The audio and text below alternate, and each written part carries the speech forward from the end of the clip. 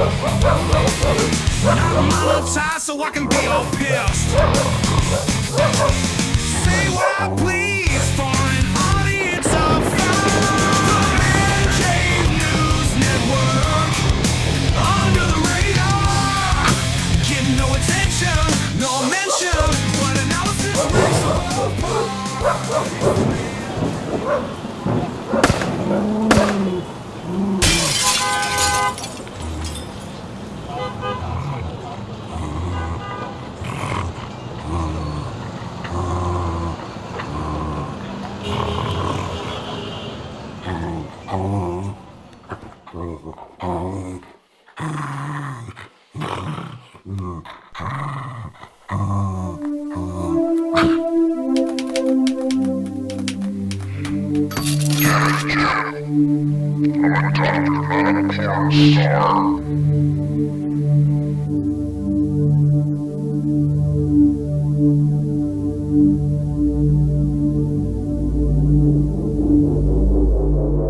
Okay, so now that this thing is actually recording, and I hope the green screen doesn't mess up, and I hope that there's all kinds of technical issues. When you're just sort of a hobbyist who likes to make videos for fun, if you're a musician and you're like me, you'll still get really frustrated, and you'll probably cuss quite a bit, which I've been doing all afternoon. I've been wanting to come out with and make a video on this, that I believe that since I have a channel that nobody looks at, and probably nobody's going to watch this video, that suddenly gave me the freedom to be like, I can make videos on whatever I want on all these subjects that everybody else is talking about, and maybe someday somebody will see it and get an insight, because I've noticed that the only good media anymore is literally the citizen journalists and people that are out there making videos and sharing their expertise and their own personal experiences, because the mainstream media is nothing but a lie machine. And I think if you don't realize that by now, you're probably not A, 60 years old like me, or B, relatively intelligent like I would like to believe I am. One of the things I want to dispel, because I hear some things repeated over and over again, and I really have a problem with the whole sheep mentality. I don't like cliches. I don't want to say, oh, sheeple and all this, but it's like, it's so true. And I think I could notice behavioral patterns like this. Literally, when I was in kindergarten, I noticed that people, they just kind of flock this way and they kind of go that way. And I've always been able to know ahead of time where they're going. I've always really enjoyed the subject of UFOs, ufology, the unexplained. I am also a very committed and grounded Christian. For me, some of these subjects are just kind of fun. It's kind of like the interesting subjects of like the pyramids and how they were built and all the mathematics and just things that make you ponder. And I always like to learn more. But one of the things that is just this, to me, this really glaring flaw, logical flaw that I see repeated over and over again, has to do with UFOs and the alien question. Because if you get into ufology and you've been following it for a lot of years, and you're familiar with all the names and the different people and stuff like that, and George Norrie and Art Bell and Coast to Coast, and a lot of really fun, enjoyable shows like that cover a lot of subjects. One of the things you'll notice is that in the UFO community, if you if you suggest that anything is, that there's literally zero evidence that's very convincing at all of alien life, or that these UFOs are aliens from another planet that came here, that can traverse. Their technology is so far beyond ours that they can travel. They have to be able to travel like literally interdimensionally to be able to travel the vast distances of planets, because so far everything that we can determine, we haven't been able to find any actual like intelligent life yet, right? So, and they come all the way here, and they come here so that they can come and land and pull your pants down and poke things in your butt. Okay. All right. You know, there's something pretty strange about that. Of course, a lot of the behavior of these aliens, and I believe a lot of these people, they actually have real experiences, and that gets off into a spiritual realm because I have witnessed supernatural things, and so much of it actually is very descriptive of how the demonic realm is explained. But this is not what this video is about. What this video is about is I'm going to completely dispel this ridiculous myth that's been propagated forever, promulgated, I'm sorry, that the government knows all about this. You know, they're in contact with alien beings, but they're trying to hide it from the general public. You know, they're really, to me, they're obviously the ones promoting this idea, and I'm going to tell you exactly why. And nobody will ever have a good argument against this. Period. Okay. The government wants you to believe in alien beings visiting here, and they are purposely trying to convince you that these things that are seen in the sky or on radar, that those are definitely aliens from another planet. I'll do other videos that go specifically into why I believe they're promoting this theory, but I'm going to show you what's really obvious. It's obvious like a little kid who's caught with their hand in the cookie jar. It's like it's so sophomoric or infantile, whatever you want to call it, okay? And I'm going to tell you how I know this for a fact. The reason I know this is I served in the United States Air Force as an avionics specialist. That's somebody who works on navigation equipment on, my field, I worked on Doppler radar and inertial navigation systems on UH-60A Black Hawk helicopters and HC-130 rescue C-130 fixed wing craft. And the unit that I was in, it was a combat rescue, which falls under the heading of basically special ops. So this is what brings me to the whole ridiculous notion about this Tic Tac and the leak of this video that everybody's seen of the Navy pilots and the Tic Tac flying around. I'm going to prove to you how absolutely ridiculous it is. This notion that the government's actually trying to hide something from you when they're actually planting stuff in the public consciousness, and they've been doing it since Roswell, and Roswell was the most glaring example of that. But I'm gonna try to boil it down here so this video doesn't run on for too long. Okay. When I say what I was in was technically it was special ops, it had a little bit kind of enhanced security. Like everybody had to have a secret security clearance. Everybody had to be able to shoot expert with an M16. There was just some enhanced requirements for everybody in this unit, whether you were an avionics guy like me or even the admin person or person that did payroll and had to do with your checks, cutting your checks and stuff like that. That was all required to be in there. That doesn't mean that I was any particular type of a Rambo guy. I like to joke that way to my wife, but no, I mean, I was very highly trained in what I did. But my point being that anybody who's been in the military in anything that was directly combat related or anything that had enhanced security at all, I mean, knows for a fact that like I couldn't take information, like I couldn't take, they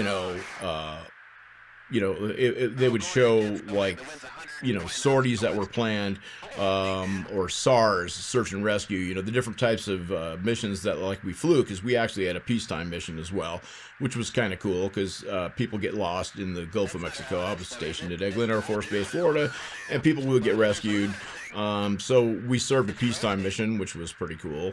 And the PJs that served with us, the combat rescue, pararescue guys, they were every bit at least as badass as the Navy SEALs or Green Berets. Their expertise was combat rescue from behind enemy lines, so they were experts in hand-to-hand combat, and highly trained, literally, as I guess you could call them, almost like field physicians and surgeons. And very few people could ever make it through their school, and so I wasn't I'd love to say I was a total badass like that, but I wasn't. However, one thing we understood was being a 24-hour mobility squadron that could deploy anywhere in the world within 24 hours. There are certain basics about classified information. It's not like we were on super secret missions. It's just common sense. It's like if if somebody in the media, local media, were to ask me, hey man, can you give me a picture of a, you know, something that shows the upcoming flights of your aircraft, or can you provide me with a maintenance data collection, because there was some news story that involved maintenance somehow, or sabotage or whatever. I mean, it's just automatic. No, I can't do that. If I did that, I know for a fact I would be at least an Article 15. But no, we're talking I'd be court-martialed. The likelihood is an egregious breach like that, I would easily could end up jail time, prison time in Leavenworth, right? There was a guy who managed to, I don't know how he had his cell phone where it wasn't supposed to be, and he snapped a picture of that, showed parts of the submarine he was on, and I think he still is, I'm not sure, but I know for a fact that during the time when Hillary was violating security, that's beyond worthy of prison time.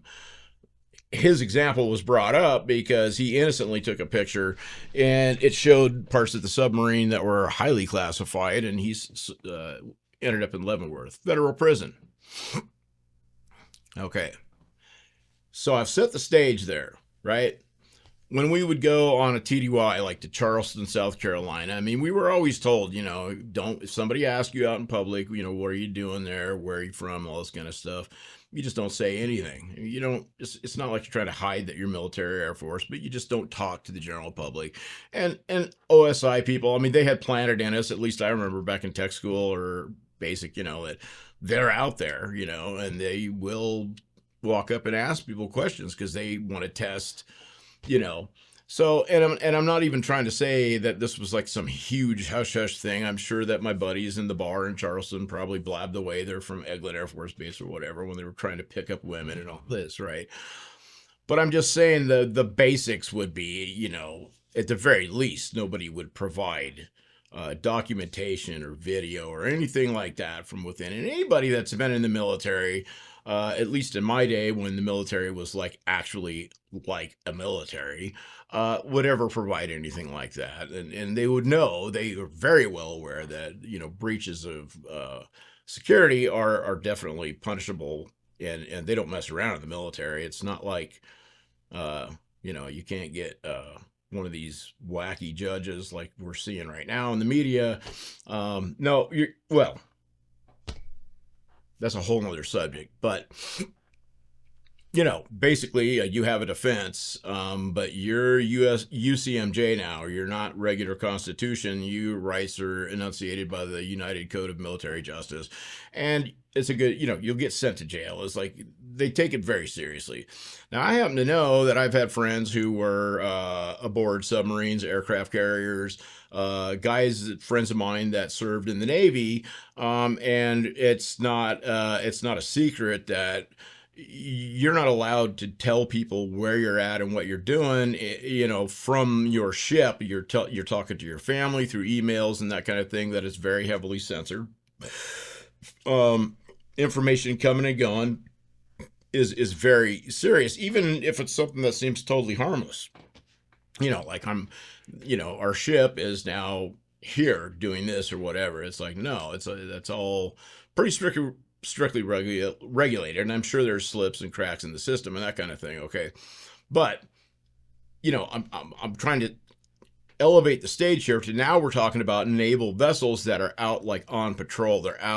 They're basically serving a mission. They're at an enhanced level when it comes to security and information and that sort of thing, right? Okay, now we get into the issue of fighter aircraft, and we get into the issue of recordings of radar on board the aircraft. This brings the classification level up to a much higher level. And I guarantee you, without being a Navy veteran, I promise you, anybody who comes or goes or handles any of the recorded radar recordings from fighter aircraft, that stuff has a chain of custody that is literally ironclad, and everybody has an identifier of some kind. Back in my day, you had to sign out a toolbox to go out, work on an airplane, and if there was a little piece missing from it, they grounded the flight line. Nobody could fly because of the possibility of FOD, foreign object damage that could get sucked up into an intake or whatever. The Air Force, if anything, they're very anal. I know the Navy, especially aircraft carriers and anything involving aviation, and that they're going to be extremely anal about everything, and security is going to be very high on their list. Now, keep that in mind, okay? Elevate it another step. You have fighter aircraft that are out, and they actually have an engagement, not combat, but they have some sort of engagement with an acquisition of a target that is unknown, of a foreign source, displaying technology that they don't understand. It's not adding up. There are examples where there's no visual, but there's radar, or there's both. And there are examples in the military where there are visual and no radar, and vice versa. And this Tic Tac videos that came out. Okay, this is why I know that the government is planting this stuff, is because anybody who comes or goes and gains access to any type of material, especially something that sensitive, they know the second, the minute, and exactly who came and went, and who was in and had access to any of that kind of stuff. This got out into the mainstream media and has been floating around for years, and nobody got court-martialed. The Navy didn't send anybody to Leavenworth. You didn't hear anything about it. This is major, okay? This is so phony, it's ridiculous. And then recently, the Navy comes out and confirms, yeah, it's authentic. Yeah, we finally have to admit it. It's like, no. As soon as they, and if you look at it, it looks to me like it's definitely this radar footage. This isn't like some cell phone thing. This is like a direct line type of a recording. So this is actually something that had to be downloaded somehow. And whoever did it had to have some sort of a unique identifier that showed who they were, and they had to have a very high security clearance. And there has to be record of exactly who did it when. Okay? Since it was allowed to happen and the Navy confirmed it and nobody's gotten any trouble, that means that the federal government is purposely planting this stuff out there. And if that didn't convince you that they're doing this on purpose, and we can get into Roswell, which is even a more hilarious example of just that. Consider when Barack Obama was asked a series of questions, and I'll probably provide the video here. He was asked, what I've seen is video of Barack Obama, and he's talking about how, they seem to defy all kinds of technology, and they can do this and that. And we really don't know who they are, where they come from, and all this. And then whoever it was, and I'll provide the video, asked Barack, do we? I think they asked him, have we had contact with aliens? And Barack Obama says this. He goes, that's classified.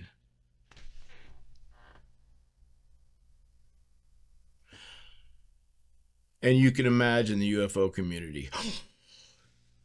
That proves it right there. That's as good as a yes. And Obama knows that he's planting a yes in all the people that are so eager to believe in aliens out there that just took that and ran with it, I mean, that's just pathetic. That's just absolutely pathetic. I mean, come on, Well, I can't really talk about it. I'm not confirming or denying, but I just got done talking about all these weird things and this technology, you have to really be naive to not see this. And the only reason I'm making this video is because apparently everybody's really naive. They just wasted a bunch of our tax dollars with a big congressional hearing, and all these military guys got up there, and I know it's something we don't have. And it's like, well, I have another video coming out about how I'm going to dispel the myth that everybody keeps repeating. Oh, I know it's got to be from out of this world because we don't have anything like that. Okay.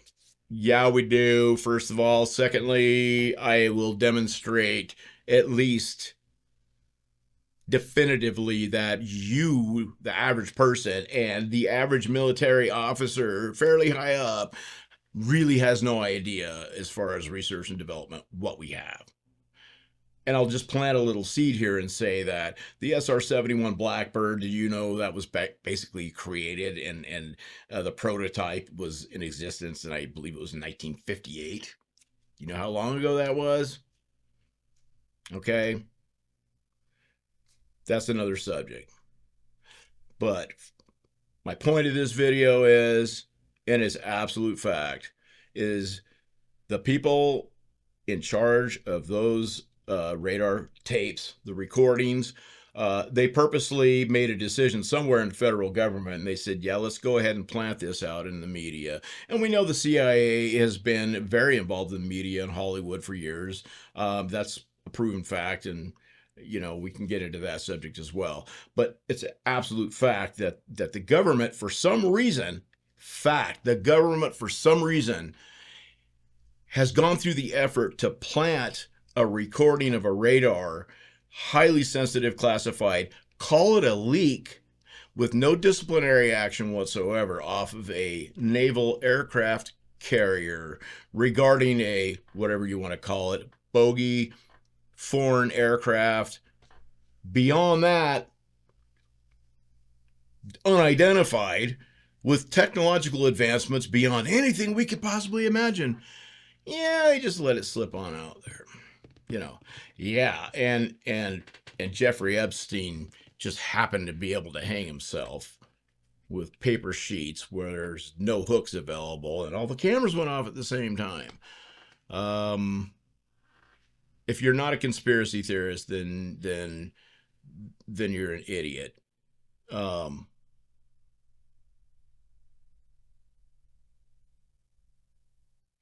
But consider what I'm saying. If you can make a good argument against it, then definitely mention it in the comments below, even though I know I'm talking to myself, and I also know that nobody watches my videos. But I still like to make the videos, so, I'm not risking anything. But I would prefer, if you're going to make an argument against it, if you're one of these UFO religious type UFO fanatics, okay, be specific. Okay, because what I said is ironclad. There's no question about it. It didn't just slip out of their hands. And anybody who's been in the military at any enhanced level of any type of security or anything combat related knows that I'm telling the truth. That there is something crazy, idiotic, and fishy about this whole thing.